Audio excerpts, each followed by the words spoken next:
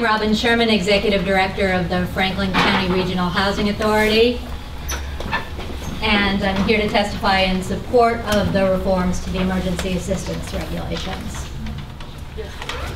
We operate the Housing Consumer Education Center for Franklin County, and we also run the home base and RAFT programs for the region.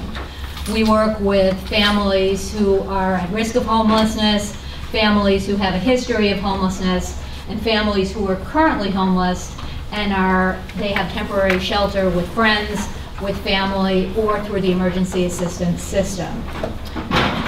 The homeless and at-risk families that we serve don't have sufficient income to afford safe, decent, and affordable housing.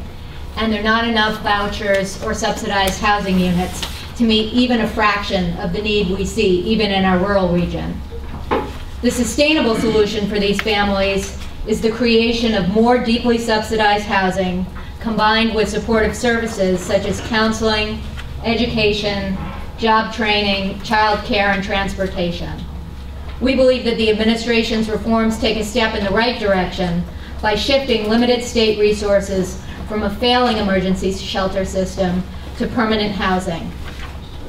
I would be in favor of a system that provided safe shelter for all homeless and at-risk families who are living in unsafe conditions while they wait for a subsidized apartment or voucher.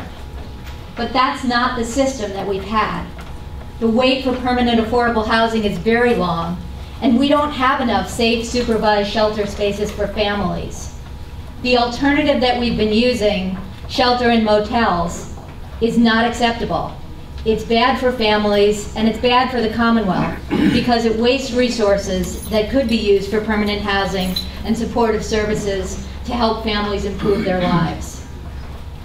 It's been a tragedy for us to see families who have unstable housing in overcrowded and substandard conditions.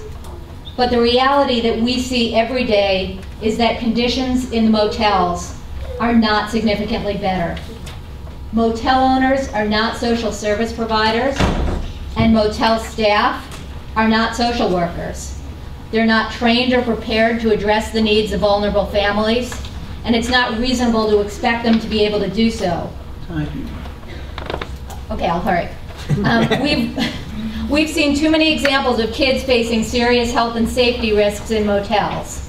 And once families are sheltered in motels, it can take up to a year to find an alternative. Shelter in motels should be an absolute last resort for families that have literally no alternative, and even then it should be for days or weeks, not months.